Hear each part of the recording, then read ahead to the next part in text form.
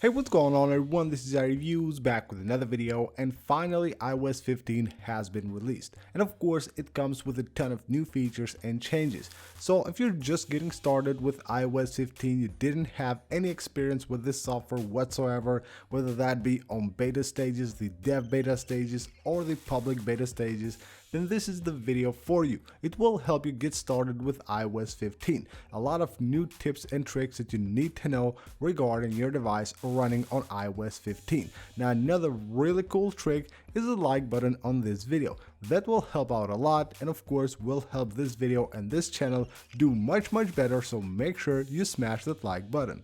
Alright, so we're starting with a new iOS 15 feature, and it is Focus. Now Focus will basically replace Do Not Disturb, but now it has a lot more modes in it. You have sleep, you have work, you can add your custom ones, and you have also Do Not Disturb included on it.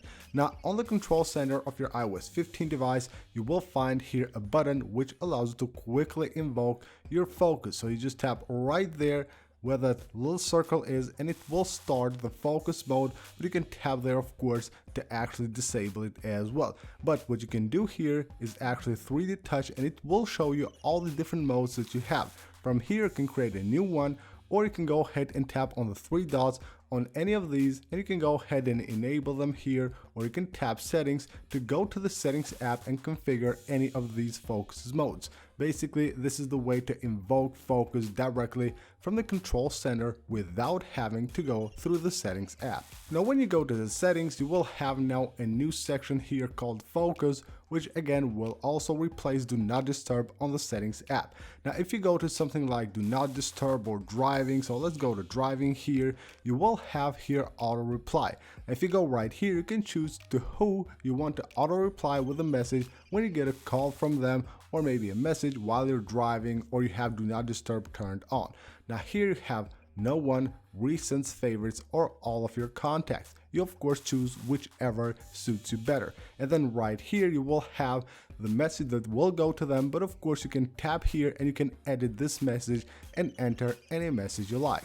A cool new thing on iOS 15 is that Siri will also work offline. Of course, it won't be able to do everything that it does while it's online, but it also works offline for things, of course, that can be done while it's being offline. So you can see right here we have disabled the Wi-Fi and the cellular network, and we can do things like maybe launch apps or change different settings, open settings.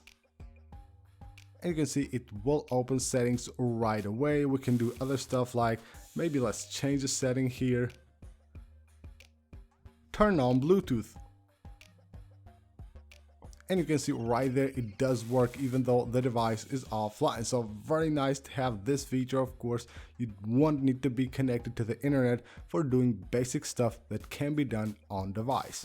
There are some new features that have been added to the widgets on iOS 15.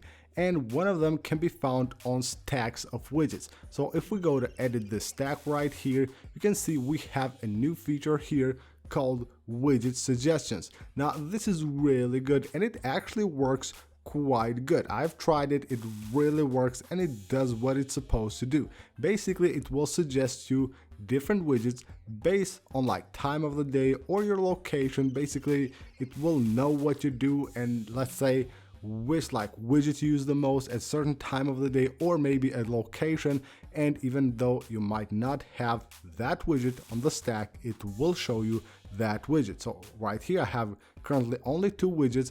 If I'm at a location where I use like a widget a lot, it will show another one, the third widget here, and of course will suggest me that widget.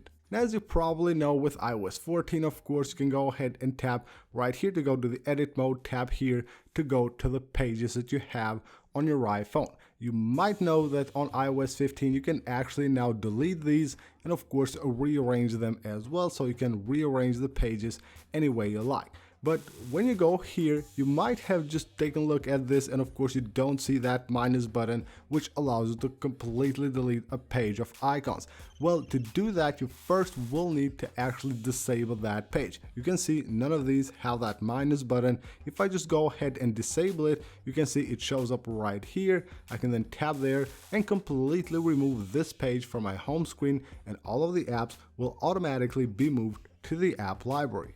Now there are some new controls when taking a screenshot as well. So let's take a screenshot here and you will see the change right here. So you will have two different modes. So you have crop and scale or select text right there. Now what this does, tap right there, you can go ahead and select any text that's on that screenshot, disable it from here. Now you won't see the markup tools and all that when you take a screenshot like you used to do on iOS 14 because of course of the new feature right here to crop and scale or select text, which is the new live text feature of iOS 15. But to do that you will need to actually tap right there at the top and now it will switch to the tools right there, so you will have everything back just like you had on iOS 14. Of course, if you want to get the live text feature back, you just tap right there and there it goes. You tap this button right here, you can select any text that you have on that screenshot. Another really great feature of iOS 15 is the ability to now make FaceTime calls directly from the iMessage app. Your calls will even show right here, you can see on the conversation, so they will stay there. It looks just like a message there, but it just shows that you have contacted and called that person basically in the past. So to do that, you just tap that button right there, the FaceTime button, and you will actually get two buttons right here. So we'll have FaceTime audio or FaceTime video, whichever you want to do. You can go ahead and invoke it directly from here. If you have seen the iOS 15 presentation, you know that Apple took quite some time to basically explain the new FaceTime features, and one of those was FaceTime Links. So basically you can send links to people to invite them to a FaceTime call. And to do that, you will need to open the FaceTime app and you tap right there to create the link. That way you will be able to create a link and of course share it with anyone you want. Now right here it says FaceTime link, but what you can do is also tap on add name, and this allows you to enter any like custom name that you want for that link, maybe like let's say meeting or just something like that, and then you can go ahead and of course share that with anyone you want. So once you tap on create FaceTime link, this will show up. You can copy that link or you can send it on an email or maybe an iMessage or anywhere you want. Share the link and anyone that taps on that link will be able to join the FaceTime call. Now with iOS 15 we also now have per app settings. Now these are under accessibility, so you won't be able to change any setting you want, just the accessibility settings. And to do that you go under accessibility right here, and at the bottom you will have per app settings. Now the way this works, you add apps here. Now you won't be changing the settings for all the apps that you have here. You can change them individually. So I can add like two different apps right here and I can have different settings for each of these. So if I go to the App Store right here, you can see what we have, basically the text size, you have the reduced transparency, increased contrast, smart invert, and that's really cool. Like there are apps that don't actually support night mode or dark mode, whatever you want to call it. You can go ahead and enable smart invert for those apps. So whenever you open that app, smart invert, which is basically like kind of a dark mode, will be enabled, maybe like apps like Facebook, so you will get that kind of dark look even though those apps might not support the dark mode. And this is also new on iOS 15. You will see right here video and mic mode. So whenever you're doing something like maybe a FaceTime call or any call on other apps, it works on any app, you will get these will pop up on your control center. Now what you can do here is go to the mic mode and you will have different mic modes to choose from. So you will have the standard one, which is basically the default. Then you have here voice isolation. So basically you will hear more of your voice and less of the ambient noise around you. Now then you have here wide spectrum, basically allowing you to capture more sound, and then you will have video effects as well. If you go here, what you will get, it doesn't pop up right now, but what you will get is basically the normal mode and a portrait mode, which is basically software based for any of your video calls. The Photos app also got a lot of new features, and here's one of them. If you have pictures of people, now right here is basically like an emoji, but it still recognizes as a person. So if I just swipe up on it, you can see we have all the details, and then right here it shows you that little circle with this face. So basically it recognizes it as a person. Now what you can do with your pictures is just swipe up and then tap right there on any person that you want, and you can go ahead and add a name for that person, and then of course that person will be tagged basically with that name on all the pictures where he or she is present. And then right here you will have feature list. So if you get like a person featured on the memories and all that stuff that you get on the Photos app and you want them to feature less, you can go ahead and do this, and of course they will show up way less on your pictures. Of course, one of the most updated apps of iOS 15 is the Weather app. It is actually quite good.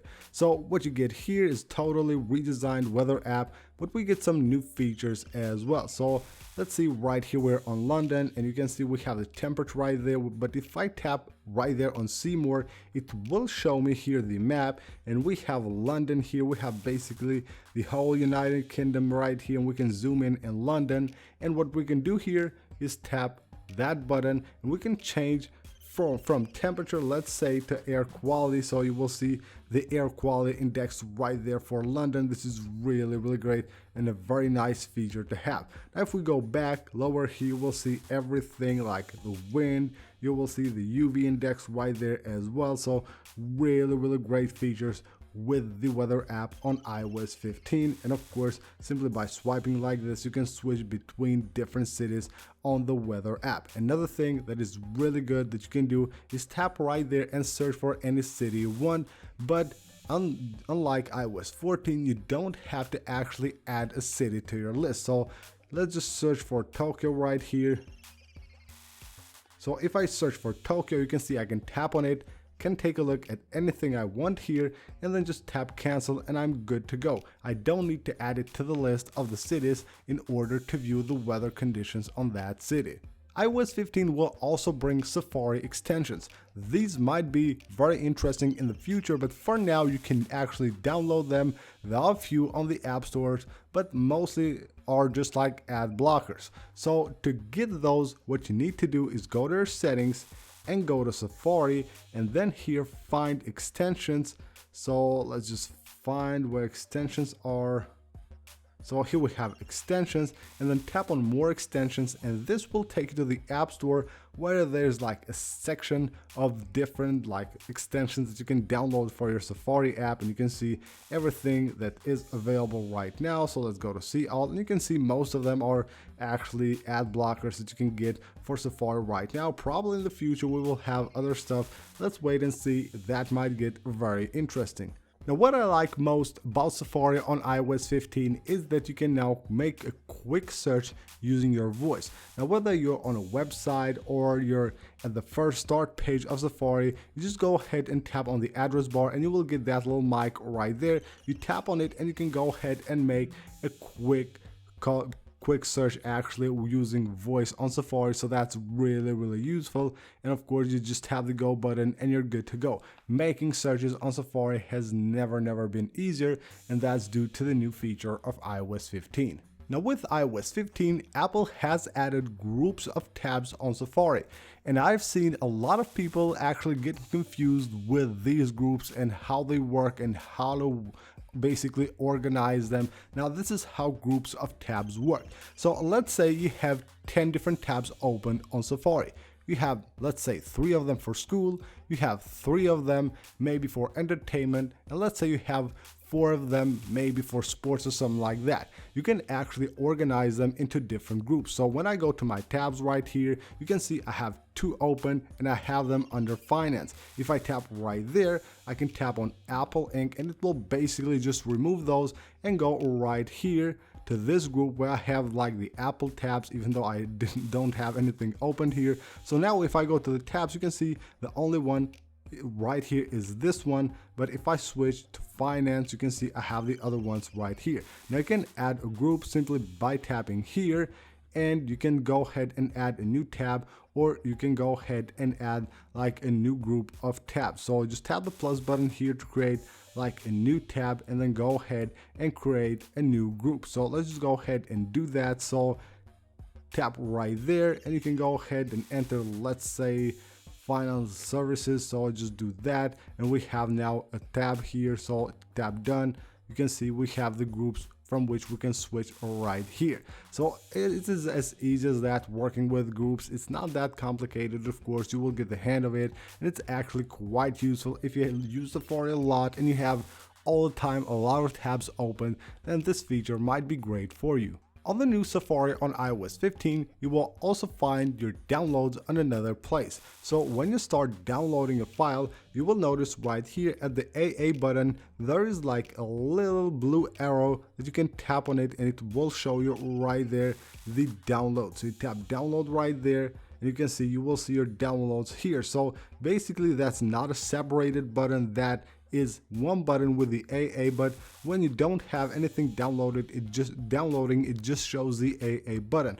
Once you tap on to download something, it will extend and show you that arrow as well. And then here on the list, you will actually find your downloads. Now that's a new way that Apple lets you manage your downloads, and you will see them right there under the AA list. Another great thing on iOS 15, Lookup has been improved a lot. So if you select a word, Lookup won't just show you the dictionary. So if you tap on Lookup right here, you can see a lot more information like App Store stuff. You will see Apple Podcast, iTunes Store, and if you have selected a word like maybe a city or something like that, it will show you all kinds of different stuff from Siri knowledge. So Lookup now is way more useful, and of course will give you way more details. Now something a lot of people thought was a bug on iOS 15 is actually a feature. Well, for now it is. iOS 15 now lets you have multiple icons of one app on your home screen. So you can basically have like one app. You can see I have App Store there, Apple Store there,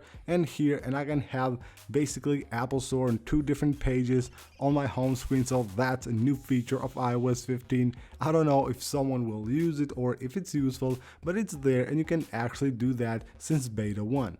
With iOS 15, we also get the new mail widget. Now this one is really good and it's very useful. You can have your most recent emails right there, or basically any mailbox that you choose. Now to do that, you add of course the widget from the widgets panel, and then you go ahead and 3D touch on the widget, tap on edit widget, and choose the mailbox that you want to display on the widget. Now you can have a couple or even more of those and have different mailboxes on different widgets. Now you will get this medium-sized one and you will get the bigger one as well, which of course will show you more emails. And last but not least, the iOS video player. So when you're playing something, maybe on Safari or anywhere that you get the default video player of iOS, I will have these 3 dots right here at the bottom right corner. You tap on those 3 dots and you will get here the playback speed. You can change the playback speed right here. You have the subtitles, and you will also have here the languages, so you can go ahead and switch any of these settings